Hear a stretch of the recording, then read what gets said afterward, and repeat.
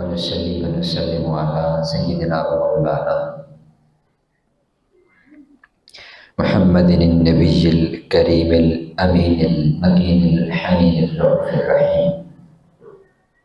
أما بعد، أعوذ بالله من الشيطان الرجيم. بسم الله الرحمن الرحيم.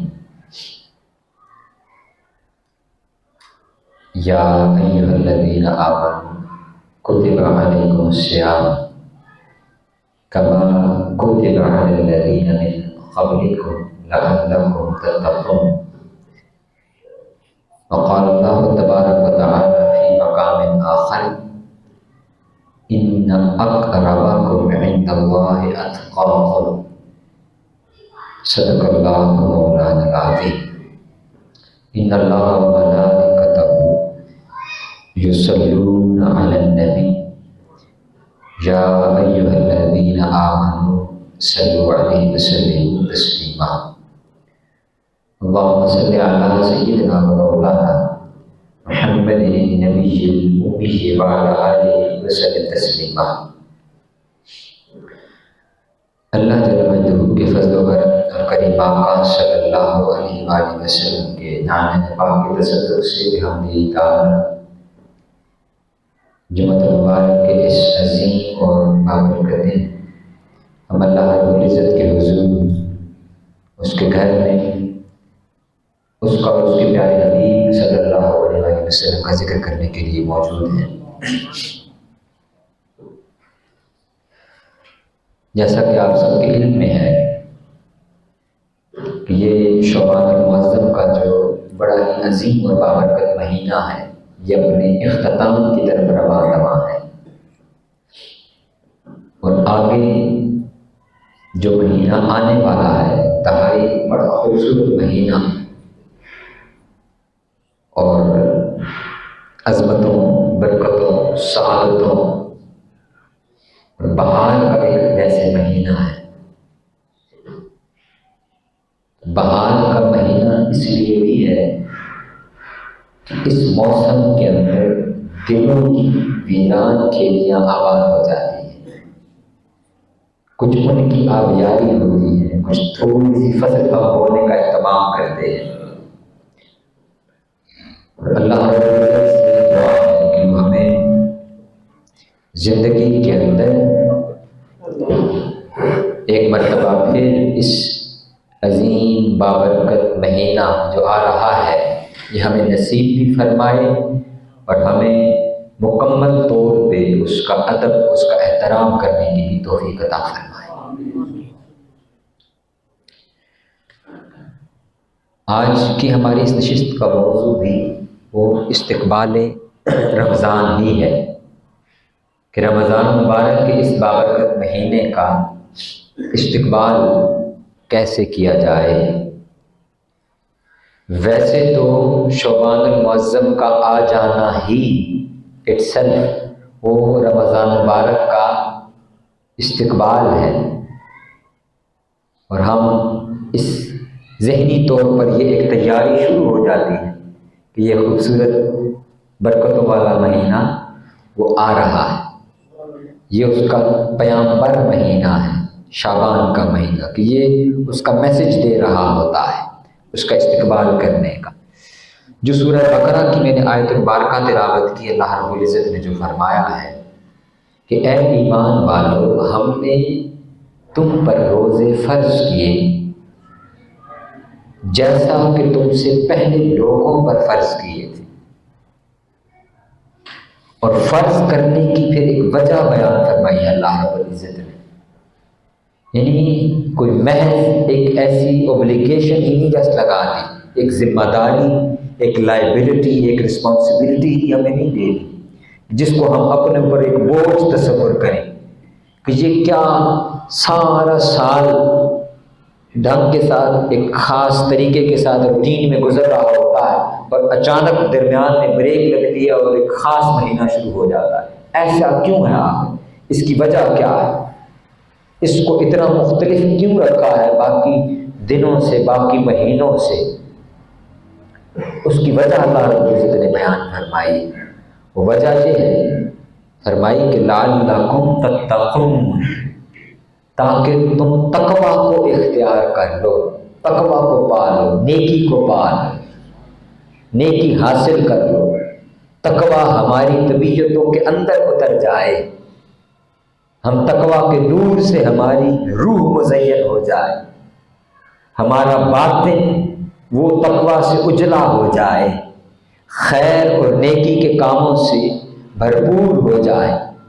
اس کی وجہ یہ ہے کہ باقی کا پورا سال ہم نیکی کرتے بھی رہیں، لیکن اوورآل انوائرمنٹ اور ماحول کے افیکٹ ہوتا ہے ہماری شخصیت کے اوپر، ذات کے اوپر اثرات ہوتے ہیں اس کی وجہ سے مکمل طور پر ہم ایک خاص کیفیت میں نہیں جا پاتے، ہم ایک خاص رنگ کے اندر نہیں رنگے جا رہے ہوتے۔ تو اس لیے اللہ رب العزت نے اپنی جانب سے خاص الوہی اہتمام فرمایا ہے اس بات کا کہ میرے بندے وہ پورا سال تو کچھ نہ کچھ محنت کرتے ہی رہتے ہیں، لیکن ایک ماہ ان کو پورا ماحول فراہم کیا جائے، ان کے لیے پورا انوائرمنٹ کریٹ کیا جائے، ان کو سپورٹ بھی فراہم کی جائے، شیطان کو قید کرنے کی صورت کے اندر پورا نیکی کا ماحول معاشرے کے اندر ڈیولپ کرنے کی صورت کے اندر، تاکہ ان کی طبیعتیں مائل بھی ہوں نیکی کی طرف، تقویٰ کی طرف، اور تقویٰ ان طبیعتوں کے اندر اترتا بھی چلا جائے۔ یہ اللہ رب العزت ہم پر اتنا فضل و کرم فرماتا ہے ہماری خاطر۔ اب اٹ سیلف تقویٰ کو آپ دیکھیں کہ کیا ہے، تو آپ دیکھیں کہ قرآن مجید کا آغاز اللہ رب العزت نے یہاں سے فرمایا ہے کہ ذالک الکتاب لا ریب فیہ، یہ وہ کتاب ہے جس میں کسی قسم کے شک کی گنجائش نہیں، ھدی للمتقین، یہ کتاب ہدایت دیتی ہے صاحبان تقویٰ کو۔ جو صاحبان تقویٰ لوگ ہیں وہ اس کتاب سے ہدایت پاتے ہیں، ان کو رہنمائی ملتی ہے اس کتاب سے۔ اب تقویٰ کی دولت ملتی کن کو ہے اور متقین ہم کن کو کہتے ہیں؟ متقین کی کچھ صفات اللہ رب العزت نے پھر خود بیان کی کہ ہم کن لوگوں کو کہیں گے کہ یہ شخص متقی ہے، اس کی کیا صفات ہوں گی، وہ پھر اسی سے آگے بیان فرمائے کہ ہم پریشان نہ ہو جائیں۔ فرمایا والذین یؤمنون الذین یؤمنون بالغیب وَيُقِيمُونَ الصَّلَاةَ وَمِمَّا رَزَقْنَاهُمْ يُنْفِقُونَ، وہ پہلی نشانی متقین کی یہ ہے کہ وہ غیب پر ایمان لاتے ہیں۔ ایمان لانا یہ صاحبان تقویٰ کی پہلی نشانی ہے، ایمان لانا، تسلیم کرنا، ماننا۔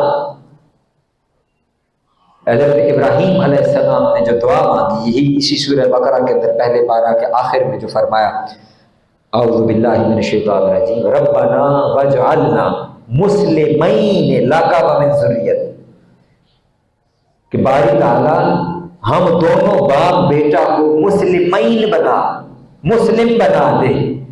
سوال یہ پیدا ہوتا ہے کہ وہ دونوں باپ بیٹا تو خود اللہ کے نبی بھی ہیں، رسول بھی ہیں، وہ تو خود شریعت لے کر آنے والے ہیں، اللہ کا پیغام پہنچانے والے ہیں، ان پر ایمان لانے کی وجہ سے تو لوگ مسلمان ہو رہے ہیں۔ تو وہ دونوں کیسے یہ دعا کر رہے ہیں کہ باری تعالیٰ ہمیں مسلمان کر دیں؟ اگر آپ اس کا ترجمہ پر غور کریں تو اس کا ترجمہ اکثر مترجمین نے یہی کیا، مفسرین کرام نے یہاں پر کہا مسلمین کا معنی جو انہوں نے یہاں پر کیا ہے کہ وہ دونوں باپ بیٹا دعا کیا مان رہے ہیں کہ باری تعالیٰ ہمیں ربنا وجعلنا مسلمین، ہمیں مسلم بنا۔ تو اس کا معنی یہ ہے کہ باری تعالیٰ ہمیں ہمیشہ سر تسلیم خم کرنے والا بنا دے، ہم ہمیشہ تیرے سامنے جھکنے والے ہوں، ہم ہمیشہ تیری طرف لوٹ کر آنے والے ہوں، ہم ہمیشہ تیری بات ماننے والے ہوں۔ مسلم اور مؤمن کا معنی تسلیم کرنے والا، یعنی وہ ہر حال میں اللہ کی طرف رجوع کرتا اور اللہ کی بات کو مان لیتا ہے۔ یہ ہے تقویٰ دراصل، کہ ہر حال کے اندر اللہ رب العزت کی بات کو ہی تسلیم کیے رکھنا، اس کی طرف رجوع کرنا اور اس کو مان لینا، منو تسلیم کر لینا، اس کی بات پر آمنا و صدقنا کہنا، ہمیشہ اس کو قبول کرنا، یہ ہے تقوی، یہ ہے دراصل ایمان. اور اسی کو فرمایا کہ یہ کیفیت جب پیدا ہو جاتی ہے اسی سے پھر تقوی کا نور حاصل ہوتا ہے. دوسری نشانی فرمایا وَيُقِيمُونَ الصَّلَاةَ، یہ صاحبان تقوی لوگ وہ ہیں جو ایمان بالغیب تو لاتے ہیں، بن دیکھے پر ایمان لاتے ہیں. بن دیکھا بہت ساری چیزیں ہیں. بن دیکھا سب سے پہلی بات تو اللہ رب العزت کی ذات مبارکہ ہے. اللہ رب العزت کو ہم نے دیکھا نہیں ہے لیکن اس کی وحدانیت پر یقین رکھتے ہیں. پھر اس کی جتنی صفات ہیں اس کے عملی مظاہر کچھ نہ کچھ تو موجود ہیں، لیکن کچھ صفات وہ ظاہری شکل میں ہمیں نظر نہیں آتی، تو ان صفات پر بھی ایمان لانا. وہ صفات کیا ہیں؟ مثلا ہم کہتے ہیں کہ اللہ رب العزت رحیم ہے. اب بظاہر دیکھیں تو کوئی سالڈ ایسی چیز نظر نہیں آتی کہ ہم جس کو کہیں کہ یہ اللہ کا رحم ہے. کوئی ایسی سالڈ چیز ہمیں وجود میں نظر نہیں آتی کہ جس کو دیکھ کر کہا جائے کہ یہ اللہ کا رحم ہے. تو پھر ہم کیسے مانتے ہیں کہ اللہ کا رحم، اللہ رحیم ہے، رحم فرمانے والا ہے. وہ اللہ کا رحم یہ ہے کہ ہم اپنی ذات پر توجہ کریں، ہم اپنے آپ کو دیکھیں کہ اللہ رب العزت نے ہم پر کرم نوازیاں کتنی کی ہوئی ہیں. ہمیں مشکلات سے بچایا ہوا ہے، ہمیں بیماریوں سے بچایا ہوا ہے، ہمیں عذاب سے محفوظ رکھا ہوا ہے. ہمارے بہت سے کام جو پھنسے ہوئے ہوتے ہیں وہ خود بخود ہوتے چلے جاتے ہیں. یہ اس کا کرم، یہ اس کا فضل، یہ اس کا رحمت. اولاد کی شکل میں ہے کہ اولاد اللہ رب العزت نے صحیح سلامت دی ہے، عقل شعور والی دی ہے، اس میں کوئی نقص نہیں ہے. ہمیں جسم کے اندر ہمیں کوئی نقص اور عیب نہیں دیا، مکمل پیدا کیا. زبان ٹھیک ہے، بول سکتے ہیں، دیکھ سکتے ہیں، سن سکتے ہیں، چل سکتے ہیں. ہاتھ کے اندر طاقت دی ہوئی ہے اللہ رب العزت نے. یہ ساری چیزیں اس کی رحمت کا مظہر ہے. چھوٹی چھوٹی چیزیں بظاہر سالڈ کوئی ایسی چیز نہیں ہے کہ جس کو کہیں کہ یہ مل جائے تو ہم کہیں کہ یہ اللہ کا رحم نہیں. اس نے یہ ہے ایمان کہ بن دیکھے پر ایمان لانا، کہ سالڈ نہیں ہے لیکن ایمان یہ رکھنا کہ یہ جو ہے، یہ جو کرم نوازیاں، یہ جو اس جسم کے اوپر ہے، یہ جو ہماری صحت ٹھیک ہے، یہ جو ہم اچھے طریقے سے سن سکتے ہیں، مسکرا سکتے ہیں، بول سکتے ہیں، کھانا پراپر کھا سکتے ہیں. اب آپ جائیں ہاسپٹلس کے اندر دیکھیں، اللہ ان سب کو شفا عطا فرمائے. دہل جاتا ہے انسان کہ نالیاں لگی ہوئی ہیں، پراپر زبان سے چبا کر منہ سے دانت سے کھانا نہیں کھا سکتے. پھر آپ کو ایک بڑی عجیب بات بتاؤں، ہم تو صرف کھانے پینے کو ہی اپنے لیے فضل و رحمت سمجھتے ہیں.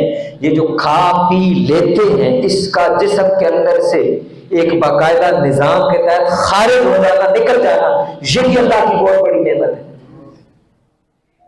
ہمارے ایک دوست ہیں، عزیز ہیں آفس کے اندر، ان کے ساتھ یہ معاملہ پیش آیا. ایکسیڈنٹ ہوا، ایک بہت باریک سی ان کی وین ہے جس کو جو پریشر میں آنے کی وجہ سے تھوڑی سی ٹیڑھی ہو گئی، بہت باریک، انتہائی باریک وین. پچھلے 1.5 سال سے وہ پراپر طریقے کے ساتھ واش روم نہیں جا سکتے. تکلیف ہے، جب پریشر بڑھ جاتا ہے تکلیف زیادہ بڑھ جاتی ہے. اس کے لیے پھر ایک ایکسٹرنلی ایک پائپ انسرٹ کرتے ہیں، ٹیوب انسرٹ کرتے ہیں، میڈیسن انسرٹ کرتے ہیں باہر سے. پھر وہ پورا پروسیس کر کے وہ اپنا آپ کو ریلیز کرتے ہیں. ٹریٹمنٹ ہو رہی ہے بار بار. پھر اس کے بعد سرجری ایک ہو چکی ہے، ایک 2 ہو چکی ہے، اور ابھی یہ سٹیج آیا ہے کہ ڈاکٹرز نے پھر پرماننٹ بیگ لگا دیا ہے. Permanent bag. میں نے عرض کیا کہ اب تصور کریں آپ کہ ہمارا یہ فضلہ ریلیز ہو جانا بھی اللہ رب العزت کا کتنا بڑا انعام اور اس کا کرم اور رحم ہے. ہمارا دھیان کبھی نہیں جاتا اس معاملے کی طرف. یہ میں نے کہا کہ یہ نظر نہ آنے والی ایسی چھوٹی چھوٹی بہت ساری چیزیں. اب آپ ایک اور مثال لے لیں. ہماری سوسائٹی میں اس وقت اور پوری دنیا کے اندر سب سے بڑا مرض ہے، آپ کو پتہ ہے وہ کون سا ہے؟ ہر دوسرے شخص کو ہوا ہوا ہے، ڈائبٹیز، شوگر. ایسا ہے یا؟ اب یہ دیکھیں کہ یہ کیا ایک عجیب معاملہ ہے. اللہ رب العزت نے بلڈ کے اندر، خون کے اندر، جسم کے اندر ایسی بہت ساری اس مشینریاں فٹ کی ہوئی ہیں کہ جو ہمارے خون میں شوگر لیول کو برقرار رکھتے ہیں، ایک خاص حد سے نہ بڑھنے دیتے ہیں نہ کم ہونے دیتے ہیں، اور بڑھ جائے شوگر کی بیماری ہو جائے، آپ دیکھیں دنیا کے اندر آج اس کا علاج ہی نہیں۔ ایکسٹریم لیول کی کیئر کرنی پڑے گی، احتیاط، پرہیز، واک کنٹینیوسلی ہمیشہ کے لیے مسلسل جب تک زندہ ہیں یہ کام کرنے پڑیں گے، انسولین لینی پڑے گی، میڈیسن ہر وقت لینی پڑے گی، نیچے جا رہی ہے تو میڈیسن لے کے اب کرنی ہے، اوپر جا رہی ہے تو میڈیسن لے کے نیچے لائیں۔ اور نقصان کیا ہے؟ جسم کے اندر کہیں زخم لگ جائے وہ ٹھیک ہی نہیں ہوتا۔ اب آپ تصور کریں، اللہ نے اگر اس بیماری بوزی مرض سے اللہ سب کو محفوظ رکھے، جن کو ہے ان کو مکمل شفا عطا فرمایا، اب آپ تصور کریں کہ یہ جو نہ نظر آنے والا انتہائی غیر محسوس عمل ہے، ہم نے کبھی باری تعالیٰ کا اس فضل، اس کرم، اس رحم کے اوپر شکر ادا کیا؟ کہ ہم نے تو کبھی سوچا بھی نہیں کہ یہ بھی کوئی ایک سسٹم ہے شوگر کا بھی، تو آٹومیٹیکلی جسم کے اندر مینٹین ہو رہا ہے، ہمارے زخم خود بخود ٹھیک ہو رہے ہیں، ہم ہیل اپ ہو جاتے ہیں، باڈی سکن واپس آ جاتی ہے، سکن آپس میں مل جاتی ہے، جلد پراپر برابر ہو جاتی ہے، ہلکی سی خراش لگنے سے، کٹ لگنے سے، جسم کو پھوڑا پھنسی ہو جانے سے ٹھیک ہو جاتا ہے معاملہ، اور شوگر لگ جائے تو وہ ٹھیک نہیں ہوتا۔ کتنی بڑی چیز ہے یہ، اور ہمیں اللہ رب العزت نے بن مانگے ہمیں عطا کی ہوئی ہے۔ میں نے عرض کیا یہ چھوٹی چھوٹی مثالیں ہماری زندگی کی کہ اس کا رحم کس قدر ہے ہمارے اوپر، وہ کتنا رحیم ہے ہمارے اوپر کہ اس نے ہمارے یہ معاملات رکھے ہوئے۔ بہت سے لوگ سانس کا ایشو بن جاتا ہے، ایکسٹرنلی یا تو ان کو انہیلر لینا پڑتا ہے، اور یا ایک سٹیپ آگے چلے جائیں تو پھر نالی لگ جاتی ہے، پھر ایکسٹرنل آکسیجن لگ جاتی ہے، اس سے بھی کام بڑھ جائے تو پھر اندر نالی ڈال کے خود آکسیجن پہنچانی پڑتی ہے، اور ایک خودکار سسٹم ہے، ہم سانس لے رہے ہیں اندر ہمیں محسوس بھی نہیں ہوتا، میں بات کر رہا ہوں ابھی تو میں کوئی انٹینشنلی اور کانشیسلی نہ سانس کھینچ رہا ہوں نہ نکال رہا ہوں، اللہ رب العزت نے ایک نظام بنایا ہوا ہے۔ یہ اس مالک کی نہ صرف کاریگری ہے بلکہ یہ اس کا فضل اور اس کا کرم اور اس کی رحمت ہے۔ یہ یؤمنون بالغیب کا فلسفہ میں عرض کر رہا کہ ایمان لانا کس بات کو کہتے ہیں کہ یہ جو اس ایک تو ہے، میں نے عرض کیا کہ اس کی ذات نظر نہیں آتی، ایک اس کی صفات بھی جو ظاہری طور پر سالڈ کسی فارم اور شکل کے اندر نظر نہیں آتی، پوشیدہ ہیں، لیکن ان شکلوں کے اندر اللہ رب العزت نے ان کے مظاہر چھوڑے ہوئے ہیں ہمارے اوپر۔ آئے روز خبر ملتی ہے کہ فلاں کا ذہنی توازن ٹھیک نہیں، وہ کہیں پہ کھو گیا، گم ہو گیا، تو آپ تصور کریں کہ ہمیں جو اللہ رب العزت نے ذہنی توازن دیا ہوا ہے یہ کتنی بڑی نعمت ہے اس مالک کی، یہ اس کا کتنا کرم ہے۔ پھر والدین کی شکل میں پرورش کرنے والے مل جانا یہ اس کا رحم ہے، اچھے پڑوسی مل جانا یہ اس کا کرم ہے، اچھے دوستوں کا، اساتذہ کا میسر آ جانا یہ اس کا فضل، اس کا کرم، اس کی رحم ہے، نصیحت کرنے والے دوست مل جانا، کاروبار اور زندگی کے دیگر معاملات آسان ہو جانا، رزق کا پراپر فراہم ہو، الغرض جس شے پر نظر دوڑائیں گے وہ اللہ رب العزت کا فضل اور اس کا کرم، اس کی رحمت ہے۔ ایک اور مثال ہے، بہت چھوٹی بظاہر مثال ہے، یہ ناخن ہے، یہ جب بڑھ جاتے ہیں تو ایک خاص حد تک ہم ان کو کاٹتے ہیں، تھوڑا سا ایکسٹرا کاٹ دیں تکلیف بڑھ جاتی ہے اور پراپر کسی چیز کے اوپر گرپ بھی نہیں ہوتی ہماری، سر کھجانا پڑ جائے تو وہ بھی اگر ہمارا ناخن زیادہ کٹا ہو تو ہم نہیں کھجا سکتے۔ اتنی چھوٹی چھوٹی چیزیں ہیں، یہ اللہ کے رحم کے اور اس کے کرم کے مناظر ہیں، یہ اس کے مظاہر ہیں۔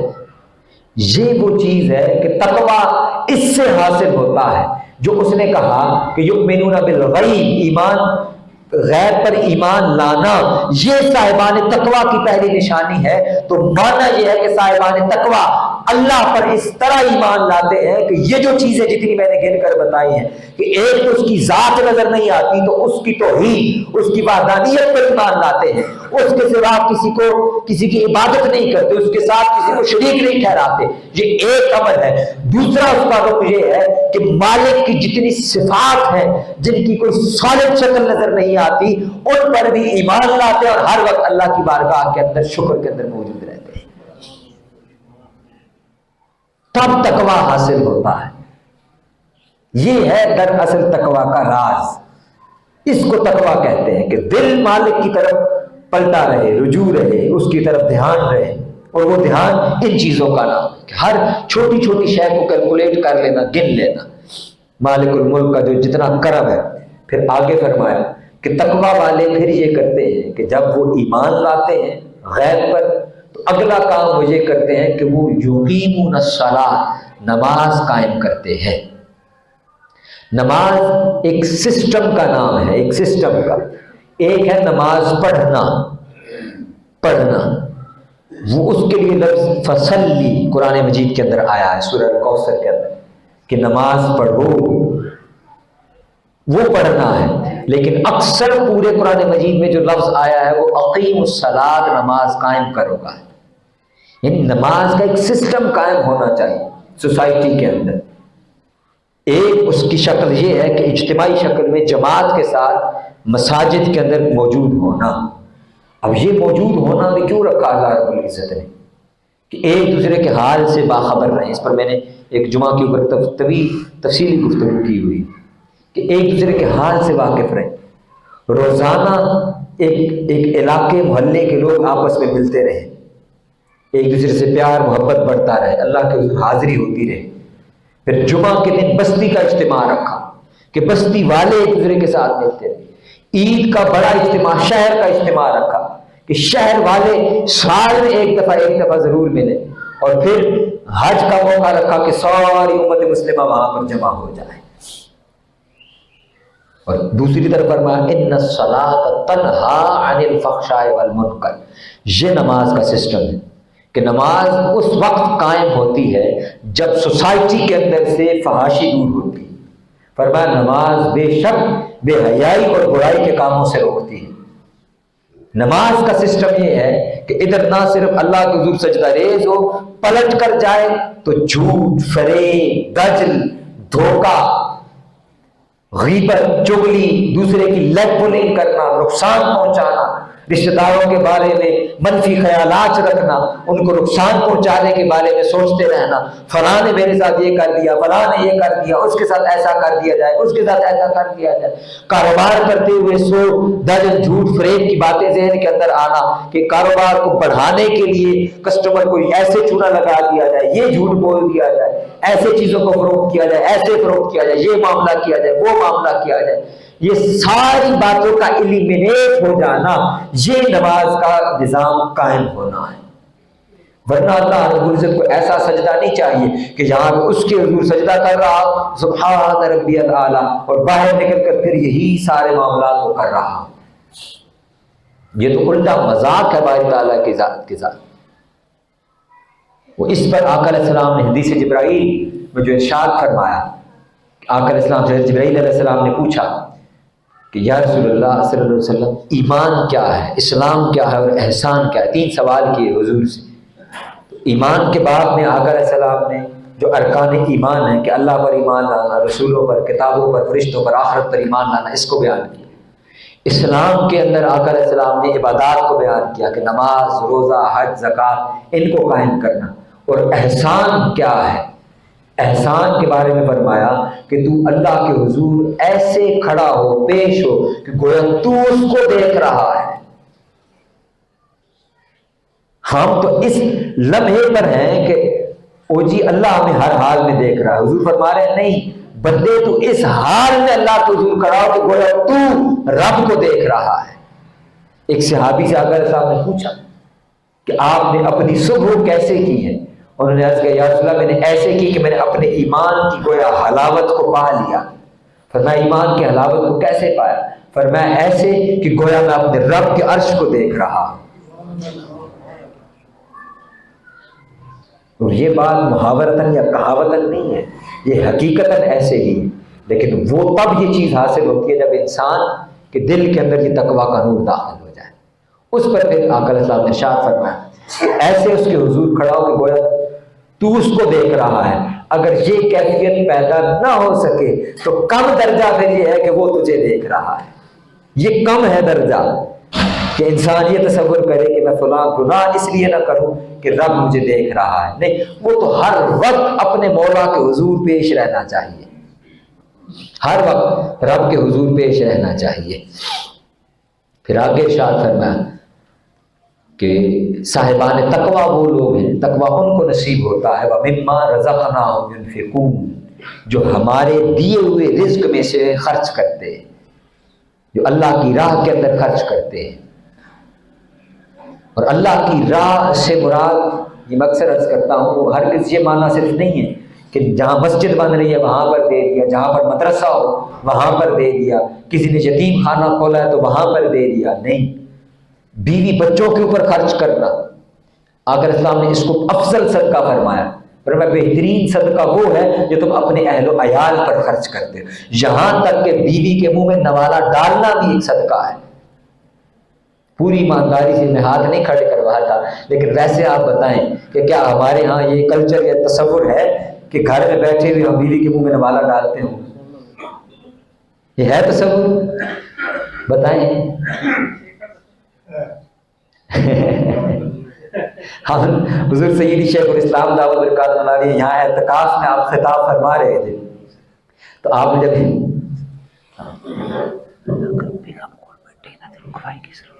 جی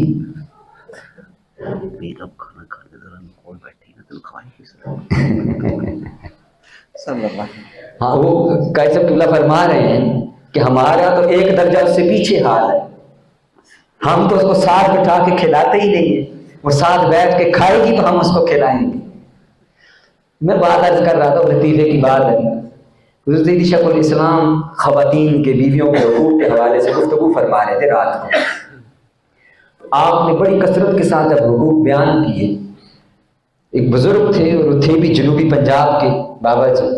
وہ اگلے دن صبح ہم حلقہ جات تھے تو جب ہم وزٹ پہ گئے تو وہ بڑے غصے کے اندر بیٹھے ہوئے تھے. تو غصے کے اندر تھے تو ہمارے جو استاذ ہیں انہوں نے پوچھا ان سے، انہوں نے کہا کہ بابا جی قبلہ کیا ہوا ہے، آپ ہلکے بھی نہیں بیٹھے ہوئے. وہ کہتے لے دس، وہ راتی گفتگو کرتا رہا، کہتا ہے کہ جی زنانیاں نال ایوی کرو ایوی کرو، اینڈ وچ کہتا ہے کہ جی سواڑیاں دے منہ دے وچ نوالا بھی پاؤ. تے ہن اسی ایڈے آ گیا کہ ہن اسی سواڑیاں دے وچ نوالے بھی پائیے، اے کو کرن والی گل نہیں. آپ اندازہ لگائیں، یہ ہمارا کیونکہ کلچر ہے. آقا اسلام کا اپنا عمل مبارک کیا ہے؟ حضور کا عمل مبارک یہ ہے کہ حضور سیدہ عائشہ صدیقہ رضی اللہ تعالی عنہا جب آپ کے ساتھ بیٹھ کر کھانا تناول فرما رہے ہوتے تو حضور کہتے عائشہ تم نے گلاس یا جو مل تھا یا جو آپ کا برتن تھا پانی پینے والا، پوچھتے عائشہ تم نے کس رخ سے پانی پیا ہے، مجھے بتاؤ میں اسی رخ سے پانی پیوں گا. اور سیدہ عائشہ صدیقہ خود فرماتی کہ ہم نے دیکھا کہ حضور ہمارے ساتھ ہمارے گھر کے کاموں میں شریک ہوتے ہیں، ہر کام میں حضور شریک ہوتے ہیں. اور ہمارا حال معذرت کے ساتھ یہ ہے کہ ہم کہتے ہیں کہ ابھی ہم نے گھر جانا ہے تو ہم جا کے محض دسترخوان کے اوپر چوکڑی مار کے بیٹھ جائیں. اب دسترخوان بچھے گا، پھر اس کے اوپر کھانا پلیٹیں رکھی جائیں گی، گلاس رکھے جائیں گے، اور ہم نے اس کے بعد کھانا بھی ہے. پھر اس کے بعد ہم نے کہنا ہے کہ آدھا گھنٹہ ہو گیا پانڈے تھے پہلے حل تک کسی چکے نہیں تھے، تو کسی نے توفیق ہی نہیں ہوتی. توفیق کس کو ہونی ہے؟ مجھے اور آپ کو. ہم ان کے ساتھ پارٹنر ہیں اس کام کے اندر، ہم پارٹنر ہیں اس کام میں، ہم شریک ہیں اس کے ساتھ. اور اس کا اگلی بات شرعی حکم یہ ہے کہ بیوی کا شوہر کو کھانا پکا کر دینا فرض نہیں ہے، بلکہ شریعت کے اعتبار سے بیوی کا شوہر پر احسان ہے. بیوی کا شوہر پر کیا ہے؟ احسان. فرض بھی نہیں ہے، احسان ہے. کپڑے استری کر کے دینا، دھو کر دینا، شریعت کی روح سے یہ سب کچھ احسان ہے شوہر کے اوپر بیوی کا. وہ اس کے ساتھ اس کے والدین کے گھر میں رہے، یہ بھی بیوی کا احسان ہے. وہ اس کے والدین کو کھانا بنا کر دے، خدمت کرے، اس کے بہن بھائیوں کی خدمت کرے، یہاں تک کہ پیدا ہونے والے بچے کو دودھ پلانا بھی شریعت کی روح سے یہ بھی مرد کے اوپر بیوی کا احسان ہے. آپ اندازہ لگائیں. وَمِمَّا، اس لیے آقا علیہ السلام نے فرمایا وَمِمَّا رَزَقْنَاهُمْ يُنْفِقُونَ. تقویٰ تب حاصل ہوگا جب تم اہل و عیال کے ساتھ نیکی کرو، ان کے ساتھ بھلائی کرو، ان پر خرچ کرو. ہم باہر خرچ کرتے ہیں، دوستوں کو دعوت کھلا دی، پارٹی کر لی، انجوائے کر لیا، ان کے ساتھ ڈھابے پہ بیٹھ کر چائے پی لی، فیملی کو آؤٹنگ پر لے کر جانا، ان کو کھانا کھلانے لے کر کے جانا. اس میں اتنی خیر و برکت ہے، اس پر تو ایک طویل گفتگو کی جا سکتی ہے. جو شخص رزق کی تنگی کا، جس کو لگتا ہے کہ میرا معاملات کم ہیں، وہ اپنے اہل و عیال پہ خرچہ بڑھا دے، اللہ رب العزت اس کے رزق کے اندر وسعت عطا فرما دیتا. اہل و عیال پہ خرچ کرنے کی وجہ سے اللہ رب العزت بڑھا دیتا ہے. جو وہاں پر تنگی دکھاتا ہے، اللہ رب العزت اس کو سزا کے طور پر کہ یہ گن گن کر خرچ کرتا ہے، دل تنگ ہے، اس کا دل تنگ پڑتا ہے اپنے گھر والوں پہ خرچ کرتے ہوئے، سزائیہ طور پر پھر معاملات اس کے تنگ ہو جاتے ہیں. سزائیہ طور پر. تو یہ تقویٰ کی 3 نشانیاں بیان کی. پہلی کہ ایمان بالغیب، اس کی میں نے تفصیلاً بات کر لی کہ اللہ کی جملہ صفات بھی جو نظر نہیں آتی، اس کا رحم، اس کا فضل، اس کا کرم، اس کی عطائیں، جو کسی سالڈ شکل میں نہیں ہے کہ ہم کہتے ہیں کہ یہ اللہ کی رحمت ہے، یہ اللہ کا کرم ہے، وہ شکل میں نے ساری گنوا دیا.